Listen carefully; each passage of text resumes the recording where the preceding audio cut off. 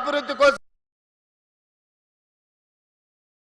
అవసరమైన నిధులను ఏర్పాటు చేసే బాధ్యత నేను తీసుకుంటా.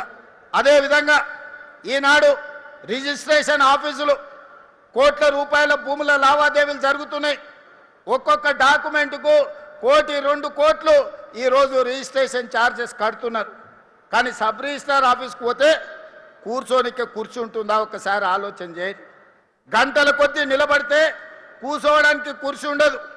వయసు మీద పడ్డ వాళ్ళు బాత్రూమ్కి వెళ్దామంటే అక్కడ బాత్రూమ్ ఉండదు. ఆకలి ఛాయ్నో బిస్కెట్టో తినాలంటే అక్కడ క్యాంటీన్ ఉండదు. ఎక్కడనో శ్మశానానికి పోయినట్టు లేకపోతే ఎడారిలో మనకు ఏ దిక్కులేని దగ్గరకు పోయినట్టు ఉంటుంది సబ్ రిజిస్ట్రార్ ఆఫీస్.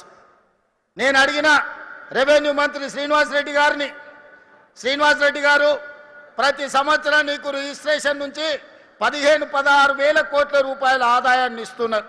మరి ఇన్ని వేల కోట్ల రూపాయల ఆదాయం ఇచ్చే వాళ్ళు వస్తే కూర్చోవడానికి కుర్చీ లేదు, తాగడానికి ఛాయ్ లేదు, ఎక్కడ చూసినా నిలబడడానికి కూడా స్థలం లేని పరిస్థితి ఉన్నది. ఇది మంచిదా? కస్టమర్ ఈజ్ అవర్ గాడ్ అన్నారు. మరి అట్లాంటి వాళ్ళను మీరు ఇట్లా నిలబడితే మంచిదా అని అడిగిన. అందుకే ఆయన ఆలోచన చేసిండు. ఔటర్ రింగ్ రోడ్డు లోపల 39 సబ్ రిజిస్ట్రార్ కార్యాలయాలు ఉంటే వాటిని 12 క్లస్టర్స్గా బ్రహ్మాండంగా ఏసీ గదులతోని ఎక్కడికి వెళ్ళినా 5 స్టార్ హోటల్కి వెళ్తే ఎలాంటి వసతులు ఉంటాయో ఈరోజు రిజిస్ట్రేషన్ చేసుకోవడానికి వచ్చే వాళ్లకు అలాంటి వసతులతోని ఇవాళ ఇంటిగ్రేటెడ్ సబ్ రిజిస్ట్రార్ ఆఫీసులను డిజైన్ చేసి ఈరోజు ఆ కార్యక్రమాన్ని కూడా ప్రారంభించుకున్నాం. అందుకే మిత్రులారా, అంతర్జాతీయ నగరం అని మనకు మనం గొప్పలు చెప్పుకుంటే సరిపోదు. అంతర్జాతీయ ప్రమాణాలతోనే అభివృద్ధి చేసుకున్నప్పుడే అంతర్జాతీయ నగరంగా మనకు గుర్తింపు వస్తుంది.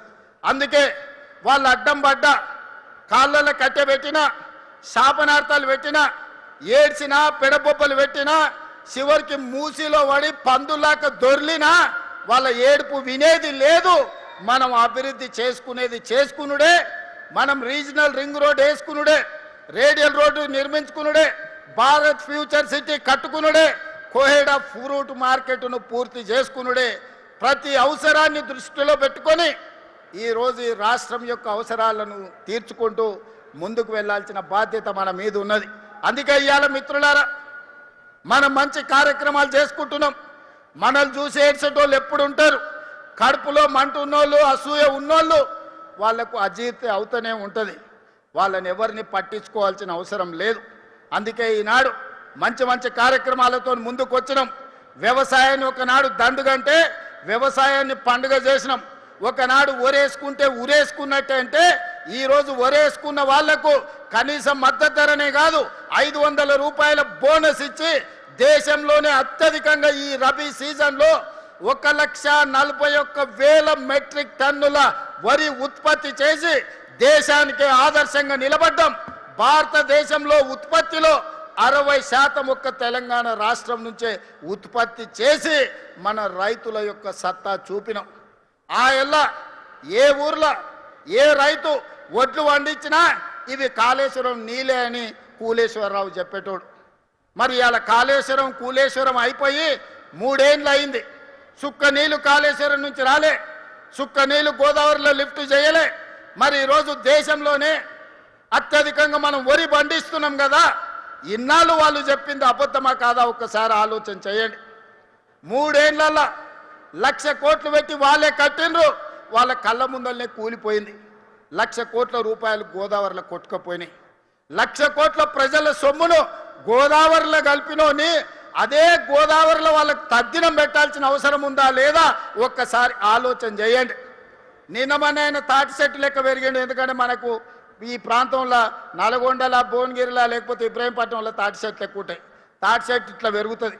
తాటి చెట్టు ఎంత పెరిగితే తెలివి ఎక్కువ ఉన్నదని ఆయన అనుకుంటుండు. ప్రాజెక్టులు ఎట్లా కట్టాలనో, లిఫ్టులు ఎట్లా మెయింటైన్ చేయాలనో ఆయన మనకు లెటర్లు రాస్తున్నారు. నీ ముఖం 10 ఏళ్ళు నువ్వు అట్లా ఏడ్చినందుకే అది కాళేశ్వరం కాస్త కూలేశ్వరమైంది. నీ సలహాలు తీసుకుంటే ఇల్లు వీకి పందిరేసుకున్నట్టే ఉంటుంది. వెనకటికెవడో చదువుకోకముందు కాకరకాయ అన్నాడంట. ఈయనలాకటోడు తాటి చెట్టు అంత ఉన్నోడు చదువుకున్నాక ఇది కాకరకాయ కాదు కీకరకాయ అని చెప్పిండంట. తెలివి ఎక్కువై ఇవాళ హరీష్ రావు గారి సూచనలు కూడా గట్లనే ఉన్నాయి మనకు.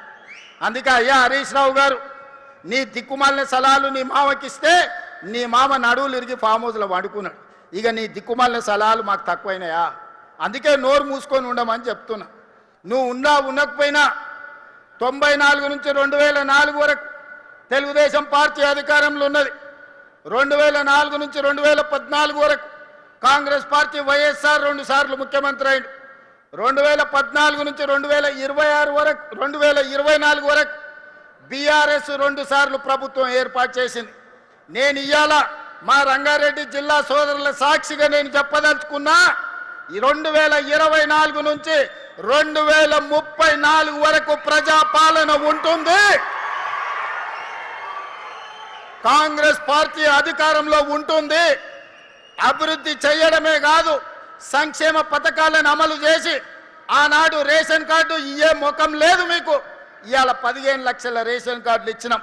రంగన్న ఇప్పుడే చెప్తుండు, ఓ ఊర్లో వెళ్ళి రేషన్ కార్డులు ఎవరికైనా లేవా అంటే అందరూ ఉన్నాయని చేతులు ఎత్తిరట. ఇవాళ రాష్ట్రంలో రేషన్ కార్డు లేనోడే. స్కూల్ ఎడ్యుకేషన్ అంటే ముమ్మాటికి ఒక్క కేశవరెడ్డి మాత్రమే. కేవలం 1-2 కెరియర్స్ కి మాత్రమే సిద్ధం చేసే ఇతర కార్పొరేట్ స్కూల్స్ కి భిన్నంగా రేపటి ఎలాంటి కెరియర్ కైనా ఒక సాలిడ్ ఫౌండేషన్ ఒక్క కేశవరెడ్డిలోనే సాధ్యం.